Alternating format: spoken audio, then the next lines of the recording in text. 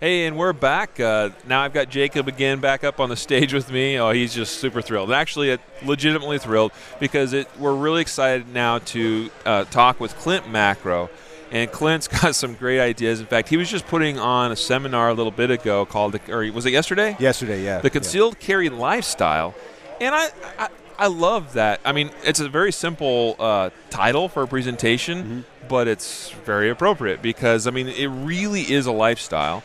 It's a lifestyle we've been living for a long time. You're obviously you're in that same boat. You're an expert in this regard.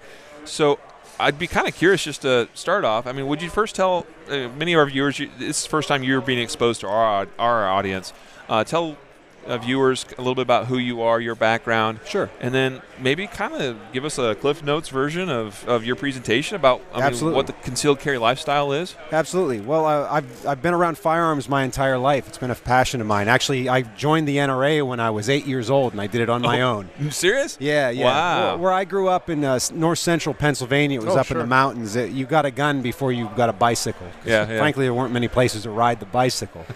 And so I've been a shooter my entire life. And I traditionally or professionally, I've been in the recording industry. In the early 90s, I started doing that professionally, and I was out in Los Angeles for many years working in the music and film industry. Cool.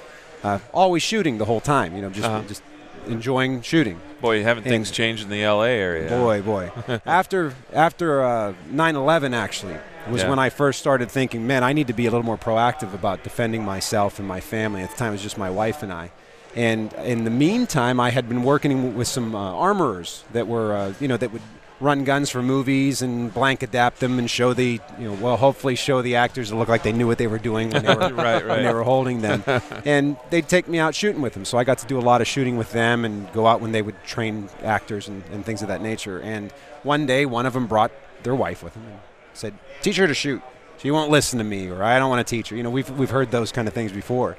And I've had some teaching experience. I had taught at the Los Angeles Recording Workshop. I used to teach, recording. And so, okay, yeah, I'll do it. So I'm showing her, and she was an attractive lady, so I enjoyed having her attention and everything. And she was doing really well. And all the guys said, hey, you're doing pretty good at this. And they said, why don't you become an instructor? And I went, well, I'm not military. I'm not law enforcement. How do I become an instructor? And they said, well, the NRA has, and they had to explain about the NRA program. So I got involved with that. And I started helping my training counselor in Los Angeles, just help with a class here or there. It was kind of casual, just something to do for fun. And when I moved back to Pennsylvania after my son was born, the local sportsman's club put basic pistol courses on every week.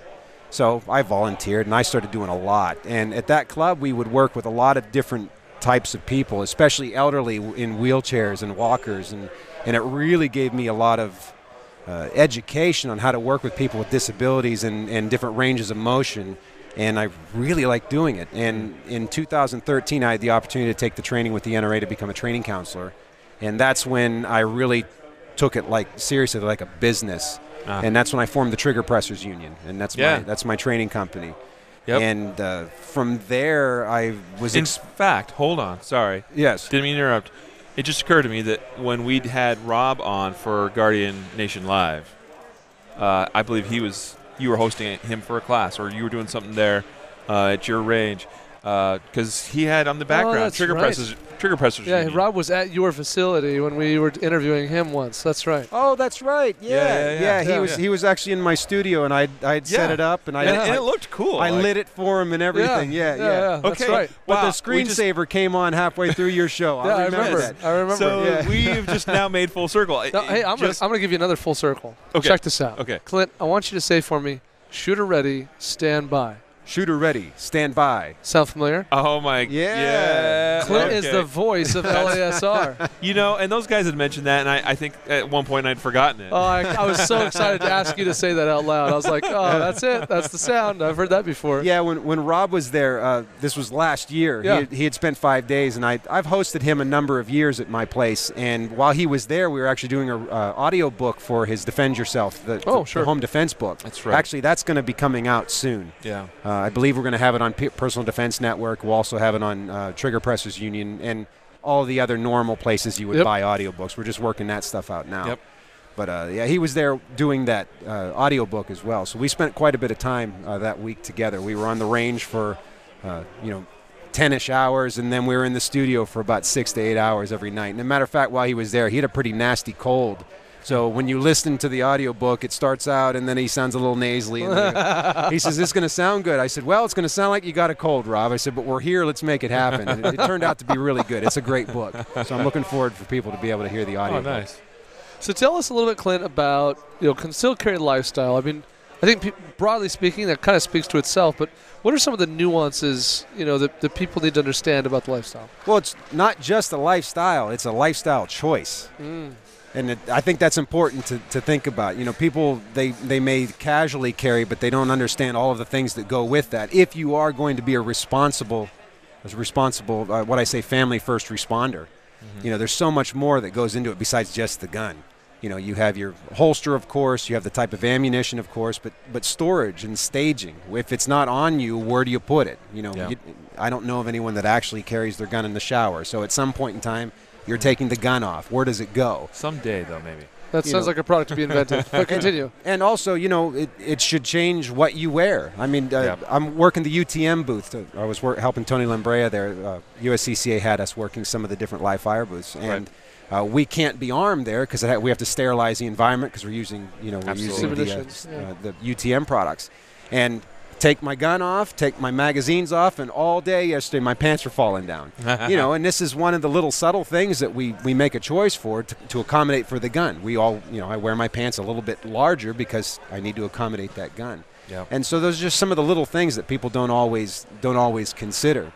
Especially the aspect of understanding the legality of carrying a firearm. The big one is people will go to the post office, and it's like, I got to take my gun off at the post office. A lot of people understand that. But if the post office parking lot is on government property, you're still committing a crime if you have your car there and the gun's in the car.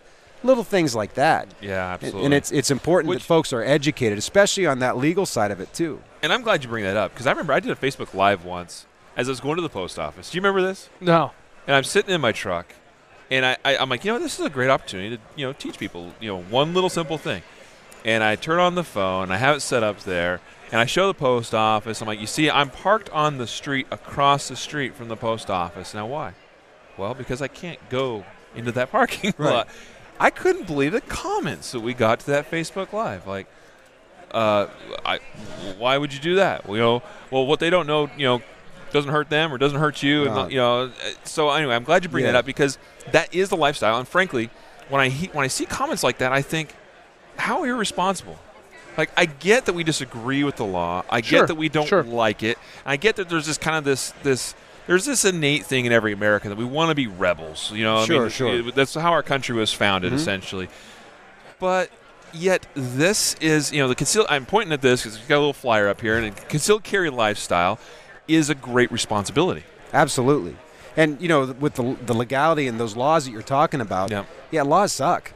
I hate a lot of the laws, but we still comply. We never condone breaking the law. What we need to do is be politically active and try to change those in the legislature. Yeah. I mean, that's one of the other things that I talk about at the end of the presentation is, gun safes don't keep your guns safe from legislators. So you have to be, if you're going to carry that firearm and use it as a tool of self-defense and be your family first responder, that's a major part of keeping your family safe. So therefore, you need to protect that, from that asset. Protect that asset from legislators. And the only way we can do that is to be politically active and vote and call them up and say, I don't like what you're doing, or I like what you're doing. Right. And just to add to that, we lose in that battle. We lose in that regard. Like, we lose credibility when we're not responsible. Absolutely. When we fail to follow the law because we don't like the law, and then we want to change the law, we lose credibility. Absolutely. Right. Yeah. Absolutely. And anyway, we see all the news stories of all the people who do all the things that we're talking about them not doing. And unfortunately, a lot of people associate all gun owners with those people. Right. And that's that. We have big problems because of that. We have big problems because some people don't understand the responsibility of the lifestyle, and that causes certain stigma, which we have to constantly battle against. Absolutely. We need to be good ambassadors of the Second Amendment. And, this always gets to be a topic, like with open carry. In Pennsylvania, we're allowed to open carry. With the exception of right now, the governor has declared a state of emergency, and under the laws, a state of emergency, they deny open carry, and it's kind of a Yeah. Kind of a Is convoluted that thing that's due going to on the right. storm? No, it's because of the opioid crisis. It's quite an really? issue right now. State of emergency. Yeah, state of Okay, emergency. sure. Yeah, Gotcha. you can read more about that on Firearms Owners Against Crime website, FOAC, and you can learn all about that. Awesome. Open carry, is it your right? Absolutely. Is it responsible to open carry? Well, if I'm going to be a good ambassador of the Second Amendment, we need to re-educate our largely ignorant fellow citizens. And I don't mean that in a negative way. They just don't understand guns or how it works. That population, they don't understand. Sure. And so when they see that gun on your belt, they get kind of a negative feeling about it. I wrote an article called The Semantics of Firearms Instruction. I believe that was called. It's on Personal Defense Network. And it was geared more towards instructors about using surgical language and avoiding certain terms, because some terms are used to make people feel a certain way, and it's kind of like psyops, that type of thing, and it's propagandic. So we can use that to our favor, but we can also undo some good things by calling, say, for instance, a firearm a weapon. Yeah. In a civilian context, it's not a weapon. I have a house full of guns, nary one weapon. I've got sporting equipment, I got hunting equipment, I've got tools of self-defense.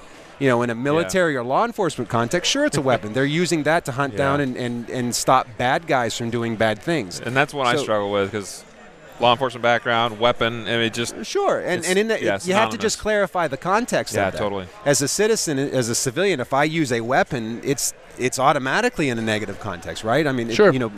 By the way it's employed. So anyhow, that's one of the things that I think people need to realize is by being a good ambassador and taking advantage of the opportunities to talk to folks that are uneducated about firearms. One of the classes the NRA puts on is home firearm safety. It's just an introductory course. Doesn't even talk anything about shooting. It's just how to handle a gun safely, and goes over their safety rules and how to unload it and render it safe. Yeah. And I've had the opportunity to have a few anti-gunners take that class.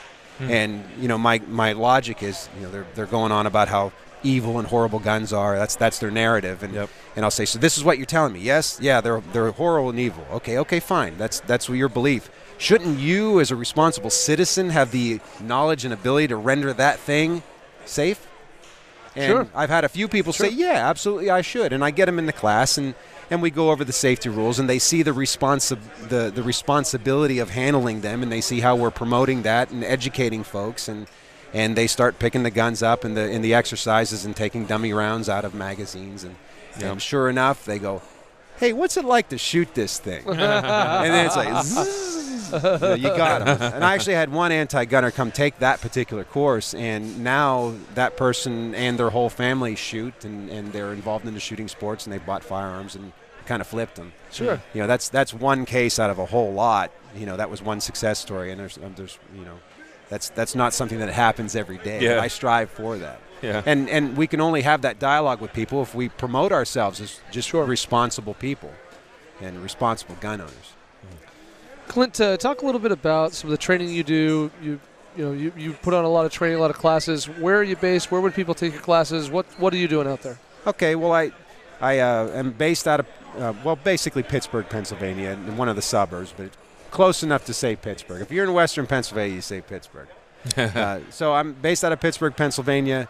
Lately, the last couple of years, my sphere of influence has started to grow, and I'm putting classes on a lot of different places. Actually, next week I'm in Stafford, Virginia, doing a USCCA instructor certification course, and actually later on this year, in June, I'm going to be doing 2 days in Washington with the guys at Next Level Training, 3 days at the National Muzzleloading Rifle Association teaching the muzzleloader instructor course.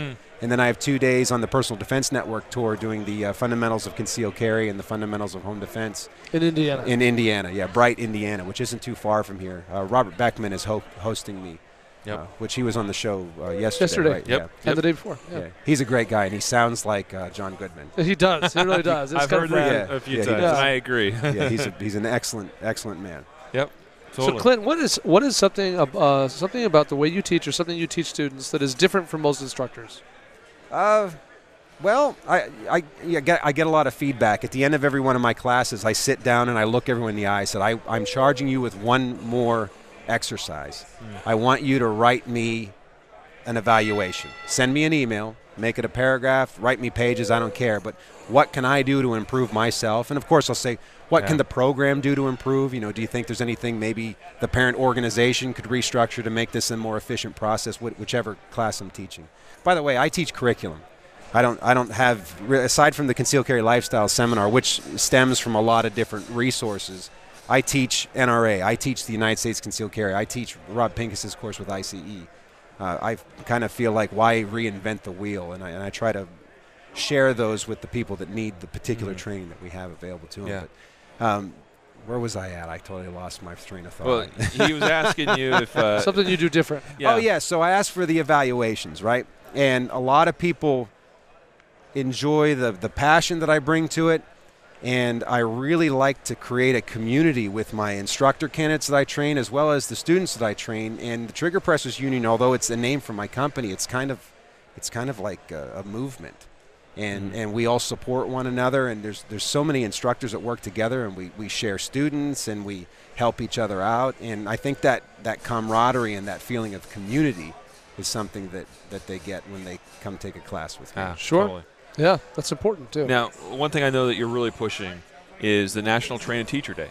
Yes. So could you tell us a little bit about that? Sure. Well, shortly after the most recent tragedy in Florida, I got a phone call from Grant Gallagher. He's a NRA training counselor in New Jersey. I had just done some work with him in Fairfax a month or so before that, and he said, Clint, we need to do something. I said, okay, what do you want to do? He said, we need to start offering training to teachers for free. And I said, well, I do that, and so does he. And most instructors I know do give some free training to teachers. He says, yeah, but we need to do it as a unified front so that we have more impact, and we also can show the world that we as a community of instructors are proactively doing something by empowering those people that are charged with the education and safety of our children. So we proclaimed National Train a Teacher Day for May 19th. It was a day we just picked in the calendar that we thought was far enough that we could promote it. And the next day I got the domain name and I set up the website, and I had a graphic design friend start working on a logo for me, and I sent some emails out. And actually one of the first people to kind of return that email was Carrie Lightfoot. And she said, this is a great idea, and she sent out an email blast to all of her well-armed women instructors. And basically, it's a grassroots movement. There is no particular parent organization involved. It's all us. And USCCA has said that they're going to send out some information to the USCCA cadre to see if we can get some more people involved. There's a few other individuals that have helped out quite a bit. But instructors are signing up, and they're pledging to give free training to teachers, school administration, or staff on May 19th, and many of them have said that they would continue to do so. But we want to try and make that day be big. And they're teaching a wide variety of things. We're not for an armed teacher program. That's not what it's about. You know, just like concealed carry, it's not for everyone. The gun is not an answer for everybody. However, we can all agree that a firearm is the most efficient tool to use to defend oneself against an attack. And I don't mean to tangent on that, but recently in Pennsylvania there was the superintendent that gave the bucket of rocks. Oh, yes. And that's been very controversial. And I have to say, you know, although I think a bucket of rocks is not the most efficient tool that they could use to defend themselves, at least it's a proactive measure. Right. And that empowers them to do something that you know, truthfully, if you talk to people that teach Alice training and things like that, you know, even throwing paper, that's going to distract someone maybe enough to be able to get out of the room, get out of that area, or mount a counterattack. So we're teaching all kinds of different things. We've got guys that are teaching medical training, like stop the bleed courses, to full-on simulated. There's blood squirting. Let's put tourniquets on. You know Anthony Lambert? Oh, yes, absolutely. Yeah, we just had him on yesterday. Yeah, and we talked I worked about with Anthony at West Bend a couple years ago. Yeah, absolutely. Yeah, actually, I think I was facilitating. I think he was in my training counselor class so I kind of certified him, I guess. Yeah. I'll take that. I'll say. Yeah, own it. Own it. Yeah. Yeah, so we've got medical guys. We have people that are training, doing actual active shooter response type of training that have those certifications. We got people just teaching NRA basic pistol. Or we got a lot of people teaching the USCCA's Countering the Mass Shooter Threat program. That's actually one I'm putting on, which is an excellent program. The name of it makes it sound like it's a tactical thing. It's not a shooting course, but the first half of it, we go over the data. Michael Martin had compiled a lot of information. And we go over the data. What were the response times from police? where did things happen, how many times were doors breached. I mean, it gets into a lot of the data, and it really shows a pretty clear path of information that says, well, police will get there as fast as they can, but there's an eternity of an average of 4 minutes before they do. Yeah. And, you're on your own during those 4 minutes. So what can you do? And it takes that data in the second half. It starts to go over, here are some things to consider when making an emergency operation plan for your business, for your home, or your school. So it's a great course, and I've put it on now. The curriculum hasn't been around a long time, but I've put it on 3 times now. And each time people leave there like they're writing stuff down. They're saying, we're going to do this, we're going to do that. So that's a great course. I'm putting that one on in Pennsylvania. But in other states, folks are doing full-on concealed carry classes. Going back to the concept of just the basic pistol course, even if someone, a teacher, doesn't want to use a firearm, but just understand how it works, demystifying the gun. Absolutely. Yeah, I think that's important, and that will help to empower them. And then maybe by being educated, then they can go back to their school board and give good information that might help them change policy, change laws in that state. The one big thing we're pushing for is again, we're not for an armed an armed teacher program, but we really think getting rid of gun-free zones is the right idea. Yeah. And if you want to removing the restriction. Yeah, because it's really, liberty works. It always works, and history has shown this. Let responsible adults who want to conceal carry and defend themselves and others, let them carry at school. If they can do it at the playground, if they can do it at the mall, then they should be able to do it at work as well. Yeah, and this is not the only time I point this out, and won't be the last, but we have such an amazing example, a case study of that very thing that you just said in the state of Utah, and it's been that way for 15 years. Absolutely. So, I mean, it's not that scary of a concept, but yet people, oh my gosh, guns in school? I mean, but they've been doing emotion it for versus data. 15 years in Utah, and very few incidents as far as like accidents or bad things that have occurred, and basically zero mass shootings. Yeah, I mean, the answer lies in exercising our rights, not limiting them. Yeah, agreed. Well, unfortunately, Klint, we are out of time, but this has been really good discussion. I'm glad we had you on, and I think we'll need to invite you back at some point to be on the Concealed Carry podcast with us. I think Jake would be in agreement with that for sure. So thank you so much for your time today. Folks, go out and support everything obviously going on at Trigger Pressers Union.